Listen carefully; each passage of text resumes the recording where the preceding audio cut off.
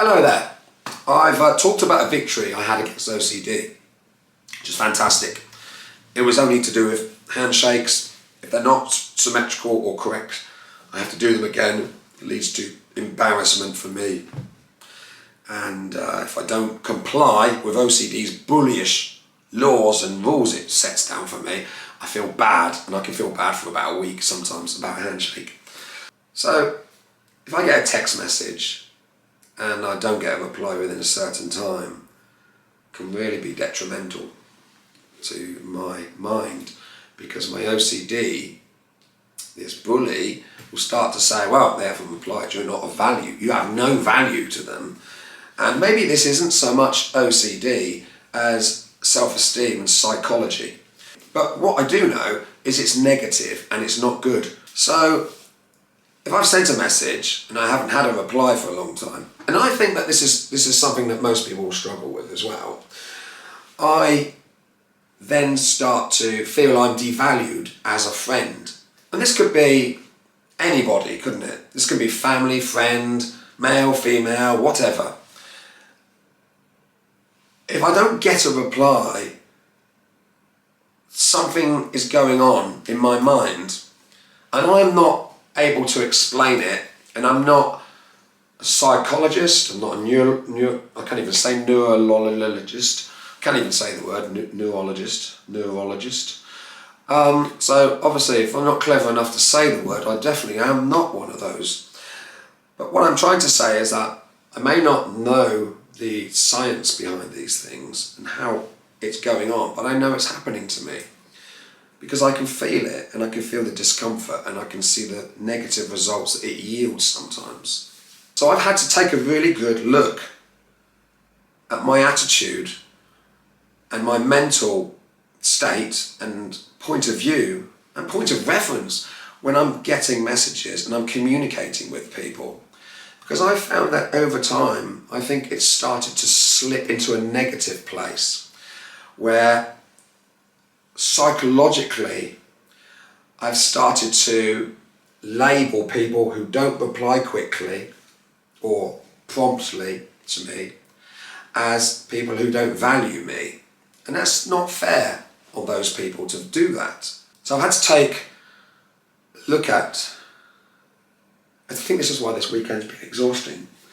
I've started to look into, make a journal and started to address certain behaviours that aren't necessarily behaviours I want to keep in my life. I can't blame them all on OCD. If I am doing that, I need to stop doing that. I don't think I really am bad in that way, but I do know if it takes a long time to get a reply, it really starts to fester into my mind in a negative way. And I think that is when OCD starts to take a hold, because I have destroyed friendships clearly based on the pure evidence and the pure reason that I didn't have a reply for a long time. And that's destructive, and it's not helpful for me. And I realised that there's a balance to be struck, because there are people in our lives who maybe aren't the best people to encourage us on this walk. And sometimes, I'm talking from experience as well here, because I've had to make some decisions recently. People who are good, necessarily good people, I've realised that they're not necessarily the best people to have as friends or in my life. Purely because they don't understand me, and I think that they are unwilling to compromise to understand a little bit about the way I am. So some people are very harsh, aren't they? Some people are very soft, some people are very sarcastic, some people are very sensitive. There's all sorts of different people. And when you're in a relationship, for example, and you are two opposing forces or two opposing personalities, you have to have a bit of compromise, don't you? And that's the same with friendships. And for a good friendship to work, there has to be some compromise. Nobody should bully or change anybody else, or make someone else change the way they are or their beliefs. And somebody shouldn't have to tiptoe around another person for fear of upsetting them. And I think sometimes people have had to do that with me because I sometimes can be set off with certain idiosyncratic behaviours and things that come into my head. And I decided to try to toughen up a little bit. And that involves writing a journal and keeping a few notes and seeing that things aren't always what they may appear to be from my perspective. And that's hard. There are some people in life who really are not good for you. And I've recently been going through people in my life and working out whether they are good or maybe not good for my experience. And that might sound selfish, but I'm allowed to choose the friends I have in my life. I don't owe it to anybody, and you don't owe it to anybody to be friends with anybody. You don't owe them your friendship.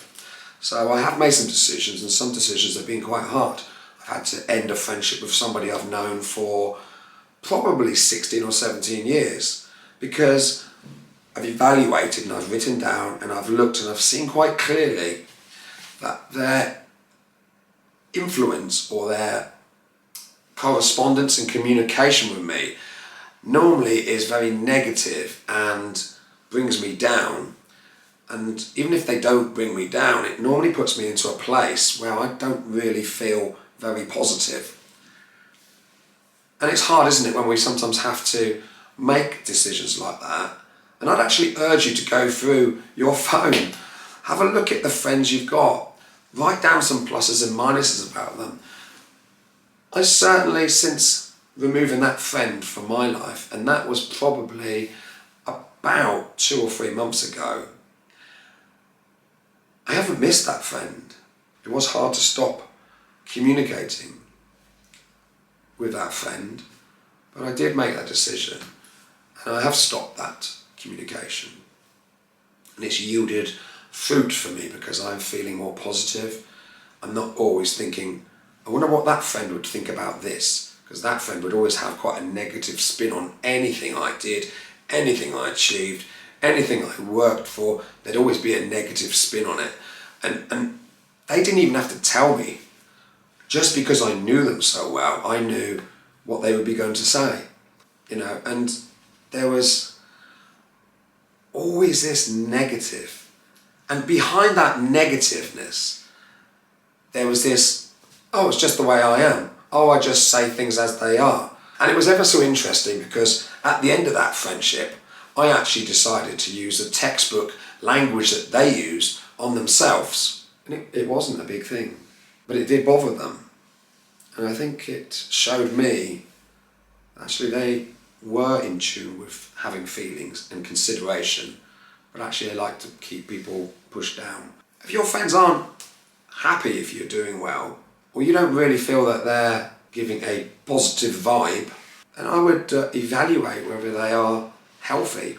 If you have a friend and then don't reply for a long time, and it is causing you anxiety and all these things, I don't think it hurts just to tell them that you struggle with that.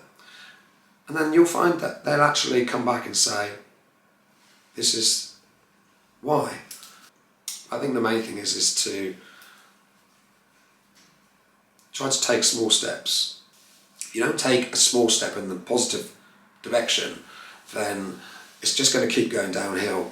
And I've been going downhill for quite a long time now. It's got to a point where I think I've realised that I actually do need to do something. My life is actually plagued with these things.